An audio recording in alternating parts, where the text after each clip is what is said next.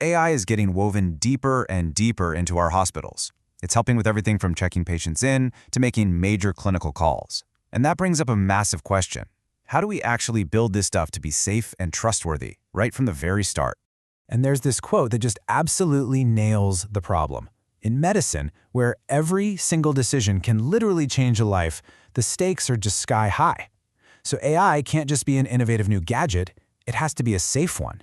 It's non-negotiable. So, yeah, that really gets to the heart of it, right? It's not a question of if AI is coming to hospitals anymore. It's here. The real question is how we architect it so it's a reliable partner from the second we flip the switch. And the answer, it turns out, requires a total shift in how we think. Instead of just reacting to problems after they've already caused trouble, the whole idea is to move governance upstream. Basically, you build the rules of the road before the first car even gets on the highway. So to really get why this shift is such a big deal, let's first take a look at how things are often done today. It's what you might call a reactive or midstream approach, and while it's got some pretty serious blind spots. This really breaks down the two mindsets perfectly. Midstream governance on the left, that's kind of like having a fire department on standby. You launch the AI, and then you monitor it, managing fires as they pop up. But upstream governance is all about fireproofing the building before anyone even moves in. It's about designing the system with safety baked in from the start. And look, this isn't just about tweaking a process here and there. It's a completely different philosophy. We're talking about a shift from thinking like a police officer to thinking like an architect. Here's the core idea in a nutshell. Instead of trying to pull over bad AI decisions after they've already happened, the goal is to be the civil engineer. You're the one designing the safe roads, painting the clear lines, and building the guardrails before a single car ever drives on them. And when you get this right, you create something called cognitive scaffolding. And this is a really critical idea because it shows that good governance actually makes AI easier for doctors to use. When the system is transparent and you can see how it works, it actually reduces their mental load and builds that trust you absolutely need for it to work in the real world. Okay, so this all sounds great in theory, right? But how do you actually build it? Well, the good news is there's a clear, practical blueprint for this whole upstream governance thing, and it's broken down into 4 distinct phases. All right, here it is. This is the big picture, the whole map. We're going to walk through each of these 4 phases, one by one, from the very beginning of the design all the way to what happens after launch. You'll see how trust gets built into the system at every single step. Let's start at the beginning. Phase 1, upstream architecture. This is the foundation. If you get this part wrong, everything else is going to be shaky. So, in this foundational phase, it's all about making that big shift from reactive to proactive. Governance isn't some extra feature you bolt on at the end. It is the core infrastructure. And a huge part of this is something called clinical information hygiene. You got to make sure the data the AI learns from is totally clean or sterile to prevent hidden biases or errors from getting baked into the system. Okay, once that foundation is solid, we move on to phase 2, workflow integration. You can think of this as the ultimate reality check. This is where your pristine, theoretical AI model meets the messy, chaotic, fast-paced world of an actual hospital.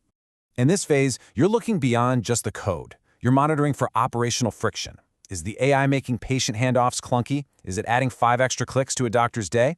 This is also where you define decision admissibility. Basically, setting clear rules for when an AI is even allowed to make a suggestion. The whole point is to make a clinician's job easier, not give them another headache. Next up, phase 3, the execution path. This is all about weaving those safety rules directly into the AI's real-time operations so that accountability becomes automatic.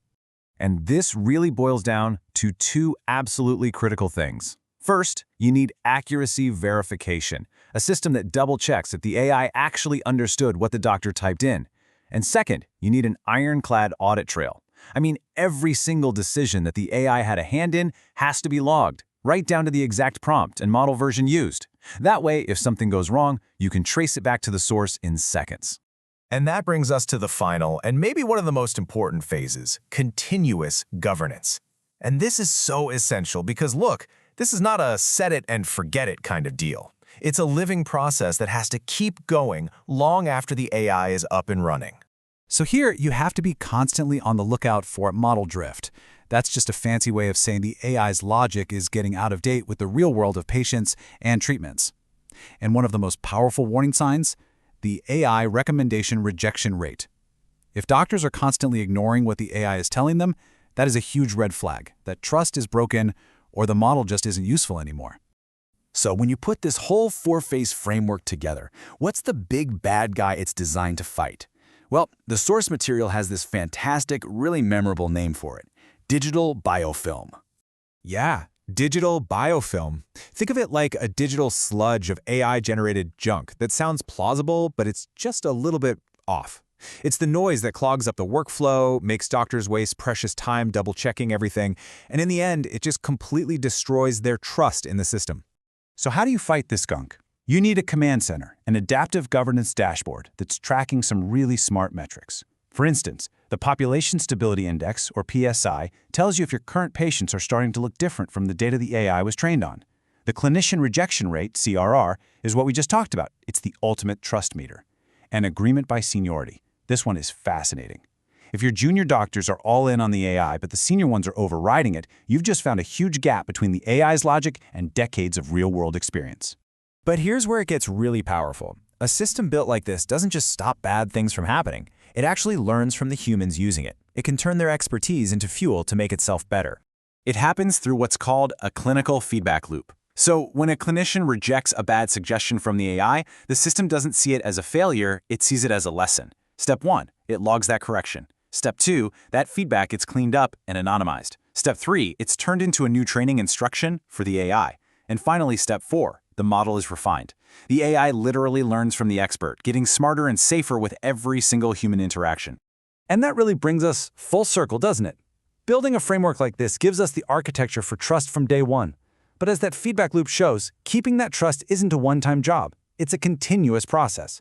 So the ultimate question we have to ask ourselves is this: how do we design systems that not only earn our trust when they launch, but keep learning and adapting to remain a trusted partner for the entire life of the patient,